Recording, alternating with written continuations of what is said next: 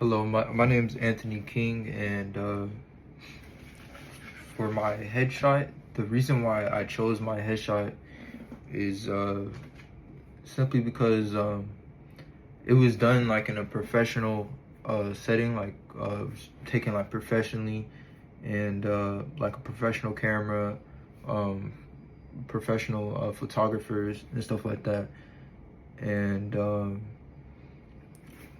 as you can see, like in the headshot, like I have like a suit on, and you like the background, you can't tell, like you can't really discriminate, like you can't really discriminate, like you can't really tell my class, like yeah, like you can't tell if I'm like middle class, low class, rich or whatever, based off the background, because the background is just like kind of blank. And for my Mbangi, the way this connects to my Mbangi, one example is resume bias by humans, and I wrote human resume reviewers exhibit implicit biases based on race, gender, and any other demographic markers. For instance, AI bias names and identities influence hiring outcomes, and prior studies find persuasive stereotypical preferences, especially disadvantaging Black applicants and women in certain fields.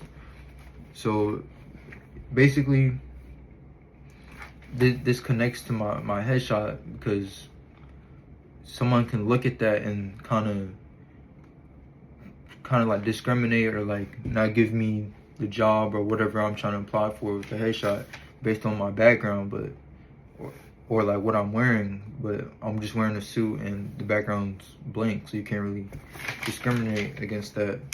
And the next thing that's connected, the next thing that's connected to the headshot to my Mbangi is intersectionality. And I wrote the term intersectionality, coined by Kimberly Crenshaw in 1989 to articulate overlapping modes of oppression. For example, race and gender is central to critical social theory. The concept has since expanded to include multiple identity dimensions, class, sexuality, etc., shaping legal analysis, education, healthcare, and policy. And I got it from both of them from Britannica and D, intersectionality. And you're basically tagging on to what the human resume was about. Intersectionality is just somebody can discriminate against you by class, sexuality, gender. Well, yeah, and then like if you're straight or if you're gay or just anything like that. And yeah, and then in the video I'm gonna try to put the headshot in there, if it's not, if you don't have that already. And I think that's everything. Yep, 2 theories. Yeah. Oh, and I would also like to add, the lighting was professional. My expression, I had a smile on my face, so I don't know, you just can't discriminate saying like I'm a mean or grumpy person, or however someone will take that. But I'm smiling in the picture, I have good lighting. So as somebody that's like, if I'm trying to apply for someone and someone's trying to hire me, they can, based off that headshot, they can assume like I'm very professional based off like the suit I'm wearing. I have a haircut, my hair is done, I'm smiling, and yeah, all that. Okay, so one rhetorical theory that we did in class, that shaped my decision on picking the my headshot was ethos. And ethos is basically like credibility and like trust and like approachability and stuff like that. So in my headshot, I had a suit on. The background was blank, so you can't say anything about my background or class because I have a suit on and you can't see nothing in the background. And I was smiling in the picture, so I feel like it just made me look like a very like approachable person. And citation, yeah, but so like I was saying, like I feel like the headshot was just making me feel like an approachable person. And as Aristotle explained, persuasion depends not only on what is said, but on how the speaker communicates character. So, but in this case, how I communicate my character is my headshot. And based off the headshot, I seem like a very like approachable person, like a smiley person, professional. I have a suit, my hair done, my hair is done. I have a haircut, and the lighting's very professional, the background's professional, and the citation is Aristotle Trans 2007, and that's for the first rhetorical theory.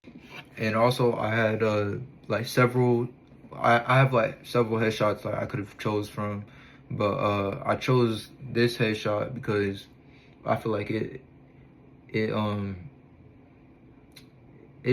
fits like ethos more, like it builds more like trustability and credibility, and just based off like the professionalism, and yeah, and you can't really like judge me based on my background because like there's nothing there.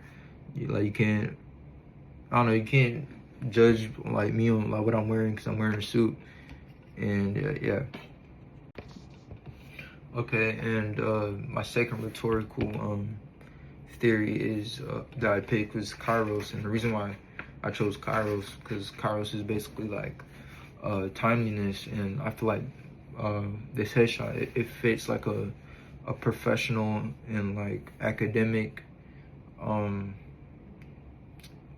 like category. So yes, and simply just because I'm look professional in the headshot, like I said, with the suit and etc. stuff like that, and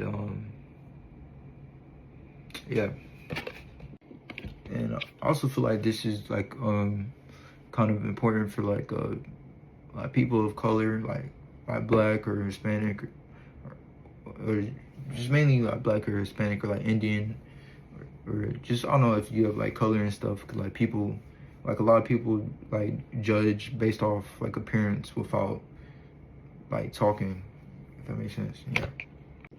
And then on why like I feel like this is important is I don't know, I feel like people like based off like on how you look like, and like I don't know, just like your appearance, your race, your gender, sexuality, stuff like that, or the same thing, or like if you're gay or if you're straight, people like would judge you based off on that. Or for this instance, my headshot, or any headshot I could have chose, someone can like judge me based off that headshot, and then have like a whole like picture or idea like in their head that I'm somebody that I'm not, or like a completely different person. Like for example, like somebody could take like the meanest picture and like they just look mean or big or whatever, but like in person like they're like the nicest person. But that's why I feel like it's important to like in your headshots, like pictures, that you show like ethos or like visual rhetoric, so you come across like approachable or like trustworthy and stuff like that. And yeah. And the citation is according to Sephora and Bauman in 2002, Kairos emphasizes the need for communication to fit the situation and audience. And in this case, the headshot fits the situation of like in the audience of like a professional or academic background. So yeah.